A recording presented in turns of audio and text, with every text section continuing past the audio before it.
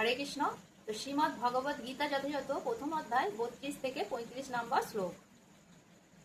Kim no রাজ্যেন Govinda Kim ভোগৈ জীবিতেন বা যথামর্থে কাঙ্ক্ষিতম no Rajyam ভোগা সুখানি চ তৈ মহাবস্থিতা যুদ্ধে প্রাণম ত্যক্তা ধনানি চ আচার্য পিতর পুত্র আস্তৈব চ পিতামহ মাতুলা শ্বশুরা পৌত্রা শাল্লা সমন্দিনস্তথা এতান্ন হস্তমিচ্ছামি নতঃপি মধুসূদন অপি তৈলক্য রাজস্ব হেতো কিম্নু মোহি কৃতে নিহিত ধাতো রাষ্ট্রান্ন কাপিতি সজ্জনার্দন। গীতার গান। যাদের লাগিয়া চাহি সুখ ভোগ শান্তি, তারাই এসেছে হেতা দিতেছে অশান্তি। ধন প্রাণ সব ত্যাজি মরিবার তরে, সবাই এসেছে হেতা কে জিয়ে কে মরে। এসেছে আচার্য পূজ্য পিতার সমান, সঙ্গে আছে পিতামহ আর পুত্রগণ। মাতুল শ্বশুর পৌত্র কত যে কহিব, শালা আর সম্বন্ধী সবাই মরিব। আমি মরি ক্ষতি নাই, এরা যদি মরে, এদের মরিতে শক্তি নাহি দেখিবারে। ত্রিভুবন রাজ্য যদি পাইব জিনিয়া, তথাপি নলই তাহা এদের মারিয়া। ধাতরাষ্ট্র গণে মারি কিবা প্রীতি হবে, জনার্দন তুমি কৃষ্ণ আপনি কহিবে। অনুবাদ।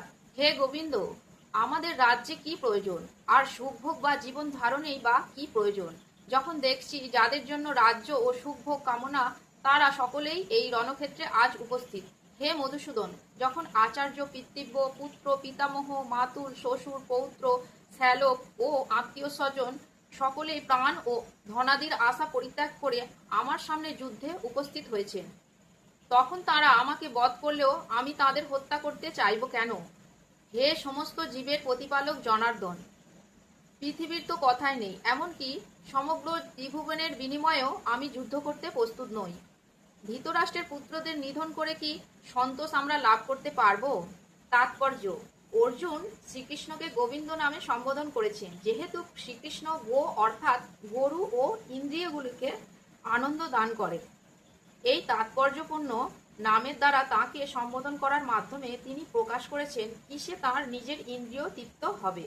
বাস্তবিক পক্ষে গোবিন্দ নিজে আমাদের ইন্দ্রিয়গুলোকে তৃপ্ত করেন না, কিন্তু আমরা যদি গোবিন্দের ইন্দ্রিয়গুলিকে তৃপ্ত করি, তবে আমাদের ইন্দ্রিয়গুলি আপনা থেকেই তৃপ্ত হয়ে যায়। দেহাত্মা বুদ্ধি সম্পন্ন মানুষেরা তাদের নিজেদের ইন্দ্রিয়গুলির তৃপ্ত সাধন করতে ব্যস্ত, এবং তারা চায় ভগবান তাদের ইন্দ্রিয়গুলি সব রকম তৃপ্তির যোগান দিয়ে যাবেন।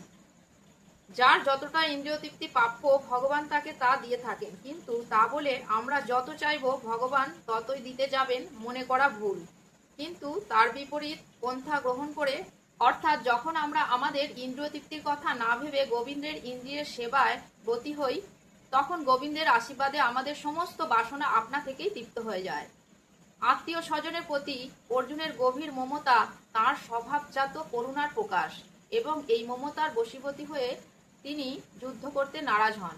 প্রত্যেকেই নিজের সৌভাগ্য ও ঐশ্বর্য তার বন্ধুবান্ধব ও আত্মীয় স্বজনকে দেখাতে চায়, কিন্তু অর্জুন যখন বুঝতে পারলেন যুদ্ধে তাঁর সমস্ত আত্মীয় স্বজন নিহত হবে এবং যুদ্ধের শেষে সেই যুদ্ধলব্ধ ঐশ্বর্য ভোগ করবার জন্য তার সঙ্গে আর কেউ থাকবে না, তখন ভয়ে ও নৈরাশ্যে তিনি মোহমান হয়ে পড়েন।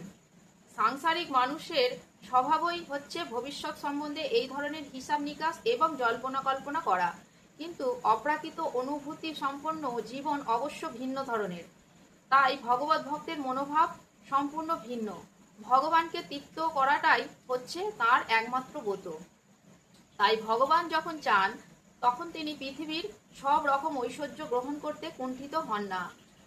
আবার ভগবান যখন চান না, তখন তিনি একটি কপদর্প গ্রহণ করেন না।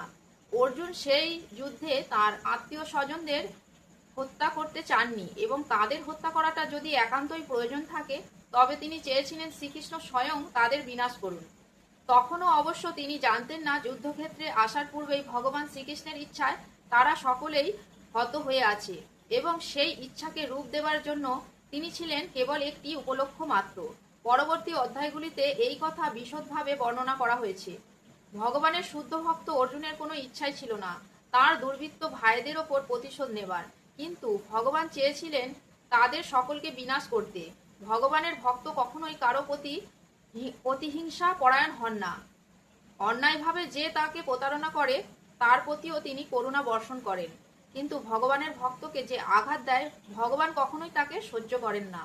ভগবানের শ্রীচরণে কোনো অপরাধ করলে ভগবান তা ক্ষমা করতে পারেন, কিন্তু তার ভক্তের প্রতি অন্যায় ভগবান ক্ষমা করেন না। তাই অর্জুন যদিও সেই দুর্বৃত্তদের ক্ষমা করতে চেয়েছিলেন, তবুও ভগবান তাদের বিনাশ করা থেকে নিরস্ত হননি। হরে কৃষ্ণ।